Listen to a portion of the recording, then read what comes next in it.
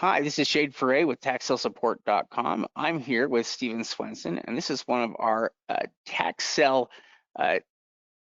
YouTube training videos here, where we talk about different aspects of tax sale investing that are important, including this week discussing risks. What are some of the risks that are associated with tax sale investing? And certainly, like any true investment, there are risks that are involved. There are ways that you can lose money. And so because of that, it's important to understand what you're doing so that you can try to minimize those and you can avoid the mistakes because there are lots of mistakes you can make, and there are lots of risks out there, but they can be avoided like anything else. Yeah, definitely. And we think this is the number one risk of buying tax deed homes. There's other risks that you're going to come across, but for us, this is probably the most important one. And this is the one that we see mistakes happen, I would say, every single week. Not by our students, not by our members, but by people that we're bidding against, or our students are bidding against at the auction. And this is not doing a on-site evaluation before buying a structured property. Yeah, in fact, sorry if I skipped it there. This is it's a simple risk, but it's also one that people make on a regular basis. And the reason they do it is because they see information online that they want to believe. They'll see something like maybe they'll go to Google or Google Maps, and they'll see an image of the property, a street side image of the property. It's only a few years old, and if it looks decent, then maybe they'll want to use that image, or maybe they want to consider and figure that that is what the current condition of the property is. And so maybe they just use that instead of actually sending somebody by to get images of the property. And really, that's what we have to do. That has to be the standard for improved properties, is we have to have current images, just because it's the only way we can know what the condition of the property is. I mean, if it burned down, a month or two ago, the only way we're going to know that is by sending somebody by there, to get images of it. And so this is a crucial step, but it's one where if people don't take that step, if they miss this and they don't get images of the property, it's very easy for people to basically essentially buy something different from what they believe they're buying. Yeah, definitely. And we see this mistake happen at on-site auctions where people are living in that particular city. In fact, Shade attended with our students an auction last month in Oklahoma and an auction this month in Arkansas. And in both locations, you could see people bidding on the property that hadn't gone out and done an on-site evaluation, or they wouldn't be bidding that aggressively. And there's such a big difference sometimes between the online version of what the home looks like and what the on-site version looks like. That can make a huge difference in a period of 6 months or even a period of 30 days. And so that's the reason it's so important before bidding on any structured property that we make sure to get those on-site evaluations, because with tax sale investing, we really do have to judge the book by the cover. We have to look at the outside of the property and try to make a determination of what the inside looks like. Yeah, this actually it's an area too where we see a lot of people make mistakes with this every time. I mean, and they were locals, which sometimes that can be confusing. You might think, well, if this person lives here by the property, why wouldn't they go and drive? Why wouldn't they go and look at it? And it's because it is a mistake that people make, just by it's one by laziness, in a way. It's easier to not send somebody out there, to the property, and you kind of want to believe the images there to make the property look good. You want to believe, hey, everything's great with it, and so maybe you decide not to send somebody out there to look at it, and the condition can be very different from what it was, even if that wasn't that long of a time period ago. Even if it was maybe just a few years. A lot of things can change very quickly with real estate. Yeah, definitely. And you have two people that are bidding against each other without doing an on-site evaluation. So each person thinks that the person they're bidding against knows something about the property that they don't know, and so they keep bidding because the other person's bidding. It's pretty crazy to see, but we see it happen every single month.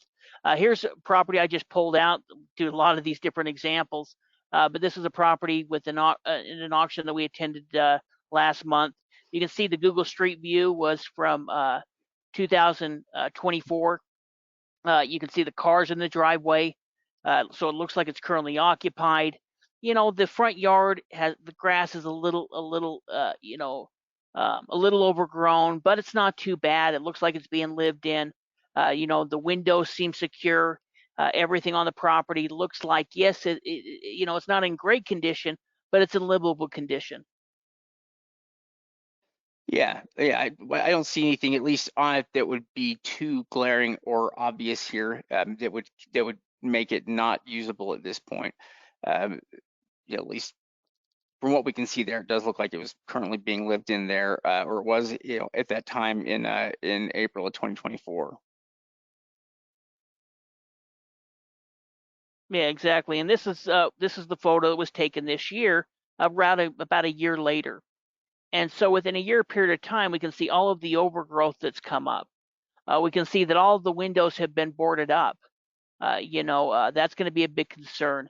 The fact that we see the overgrowth of that length, this property hasn't probably been touched for a year. And why did it get boarded up? What happened a year ago or since that time that the property was occupied until now? Was there a fire? Was there some type of serious damage? Those are all going to be red flags for us. And so many times we'll see a property that looks like it could be livable, could be a good deal, to go out there and look at the property in person, and there's enough red flags for us that we would go ahead and back away and not even bid on this property. Yeah, yeah. On this one in particular, it's there are a few things that are a little bit confusing. I would probably want to look into it more, because I'm not sure. It's not clear. It might have been the owner or somebody that's involved with the property's ownership that did the boarding up on it. I don't know if it was. I don't know if this was boarded up by the county or not. Um, it's hard to tell, but the roof itself and the property itself, the rest of it, the things that are not boarded up, don't look terrible. They actually look kind of decent. Now, the weeds and everything, yeah, we're probably looking at about a year's worth of growth there. But the house itself, what we can see, doesn't look too bad. And so, it would be interesting to look more into it. And just because, yeah, just because it's boarded up doesn't necessarily mean that that it's a bad property or that it wouldn't be worth buying. It certainly could definitely be worth buying and using, even if it's boarded up like this.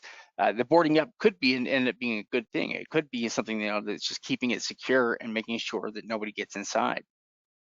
Yeah, it could be, and there could also have been some damage that's taken place. So I would, and sometimes when we're boarded up, I completely agree. And then sometimes it can be for obvious reasons or for needed reasons. I could probably agree that it looks like it was probably the owner that boarded it up. But I do have a few concerns with it. Would really need to check and see more about it, get some better views if it's going to be a good investment. Because if this property is only worth 60 grand and you're paying 20 or 30 grand for it, then you're really looking at a way you can lose some money. So it really determine how cheap you can get it, I think, based off the current condition. Yeah, certainly. You want to avoid properties that are going to need more work than they can ever really be worth. Value limited properties, or what we call those. And certainly the issue there just being that the properties can need potentially far more in repairs than they'll ever really be worth. And the problem with that is that it's kind of throwing money away. You put money into the property, but you're not necessarily going to get it out of it. If it's a value limited property, it's a property, let's say, that is valued at 60,000 or at 70,000, it's hard to make it worth much more than that. Or at least, it's hard to put a lot of money into that property, just because it's if you're going to have a hard time selling it over that amount, it's really going to limit what kinds of repairs you can even do on it, and still be profitable. But the only way you're going to know about any of this is if you make sure you get images of the properties. And so getting images of the properties is an important step, especially if you're buying improved properties like homes. Then this is a crucial part of what you do. And so we need to find somebody that can take those images for us. And there are a couple of different options or routes that you can go if you are looking to get images of properties. And we've gone all of these routes here before. And we still do use a number of these different methods here. Sometimes we still hire people to take photos for us on a regular basis. Yeah, definitely. So we're going to go through each one of these options and kind of talk about each one of them, starting with the handyman. We've always liked the handyman, and the reason is because they're going to understand certain aspects of real estate, fixing property up. That's kind of what they do. And so, in addition to fixing property, many times we'll try to find a handyman that can go out there and take photos for us. Usually, most of the routes are probably going to be less than a couple of hours, unless you're checking out dozens and dozens of homes. They should be able to get it done pretty quickly. So you're not paying them for a huge amount of time. Yes, they may be a little bit more expensive, but you're also looking at somebody that has more knowledge about real estate and can look for some of those things that could cost you money in the long run. We also like to use them because sometimes we can hook them to help us afterwards, or it's kind of an extra incentive for them. Hey, we'd like you to take some of these photos for us. We're willing to pay you this for your time. And then if we're able to win any of these properties, we'd like to have you help us secure the property, meet the locksmith or change the locks, clean out any trash, anything like that, so that we can get the property to either start rehabbing or turn around and wholesale. And so they can be a great person, not only take photos for us, but also help us with that initial securing and cleaning the property, so that we can decide what we're going to do with it. Yeah, that's one of the things I like about handyman is that essentially they're kind of the first team person that you're adding, to your, to your investment team in that area. Which again, you're going to need a local group there, people that can do the on-site work, and a handyman is perfect for a lot of the stuff that you may need somebody there to do. So stuff like, like swapping out locks, that's perfect work there for a handyman, or placing a for sale sign or something like that. There's lots and lots of different things that they can do, or services that they could potentially provide, along with having their expertise, with real estate and repairs. So they have expertise in a lot of areas that can help us. They can identify issues. There's lots of things there. The downside to handyman is it might not be the cheapest route to go. You could probably do it cheaper, finding somebody, hiring somebody to take photos for you. Just because the handyman generally, they're used to getting a certain hourly rate, and so if you're going to keep them occupied there for that entire hour, you pretty well know what your rate's going to be. Yeah, definitely. The Now there second are way is other through ways though. classifieds. Oh, go ahead. Oh, I was just going to say the same thing. If we don't use a handyman, classifieds are another way that we have that we found other people to do it for us. Yeah, definitely. There's a lot of different ways we could do that. One way that we do that is we put an ad in the paper or in Craigslist or something like that. Sometimes we'll look and see if there's some type of local, local service, local classified ads as well. But anyone that has a camera and a car can pretty much do this for us. And so we'll kind of line out what the actual job is, and the time that it takes. In fact, it's one thing that we teach our membership in our weekly webinars is how to be able to create the routes and have somebody drive past and look at each one of these properties for you and determine how much you're willing to pay and how much time it's going to take. And so, last month we had 150 different homes that we had to go get photos of for one of the big auctions that we were attending. We're mapping out 150 homes. You need to be able to do that pretty organized. Now, most of us aren't going to be doing that. We're doing that with a big group. Most of you will probably be, looking at less than 10. But even then, how long is it going to take to drive those 10 homes?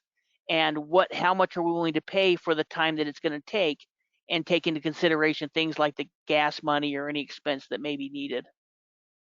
That actually is one nice aspect of this as well, is that because we're plotting out basically the entire driving route that they're going to be taking, and we know what their activities and stuff are going to be. We know roughly about how long it's going to take, and how much driving they're going to need to do, and so we can take all those things into account for the pay. Um, it's one of the reasons why it can be attractive. It's an attractive job opportunity for people that are looking for a little bit of side income. It has all of the elements there that they're looking for. it will pay a decent amount. They can do it just with their car, which is pretty much all they need, and their phone. So it's a very attractive option there for locals here when you do hire from classifieds. And again, that could be something like Craigslist. It could be, well, I guess there are other kinds of classified services that exist out there. Some including free classified services like Craigslist, and also paid classified services. There are some of those out there as well. So really, I guess it's region or area specific, depending on what is used. But one thing that is nice is that with classified listings, when you list one with one service, it tends to be pretty easy to duplicate and list that same listing with somebody else. It's usually a lot of copy and paste type stuff. So we can usually set up with multiple classified services too when we do one. Yeah, definitely. It's definitely probably the cheapest way to go. And you kind of figure what your costs are going to be. Go ahead and put in the classified ad and wait for people to contact you. And if you have a few different people contact you, try to pick the best one to be able to do the job based on your conversation with them. Another kind of no-brainer is just to hire a photographer to do it. Yeah. In fact, I guess the photographers can be people who take photos of lots of different things. It doesn't necessarily, I mean, sometimes when we think of photographers, we think of being some kind of a quality thing. But not necessarily the case here with these photographers. We could easily hire somebody that is a professional photographer here. The difference here is that we don't necessarily need We're something. not having the family portraits done. Any type of freelance photographer, brand new photographer, part-time and photographer, those are usually kind of what we're targeting. We're not calling the person that's doing the family portraits. We're looking, and in fact, a lot of times we'll use this on an online service as well. So looking for a photographer, you can do that through using the classified ads, or you can look up different classified ads where photographers are offering their work. The yellow pages or social media websites. There's a lot of freelance photographers that are offering up their work. So you can either create an ad and find a photographer, or look up different photographers that are advertising their business, whether it be through something like Facebook or some of the other social media sites online that you can go ahead and hire to be able to do the job for you.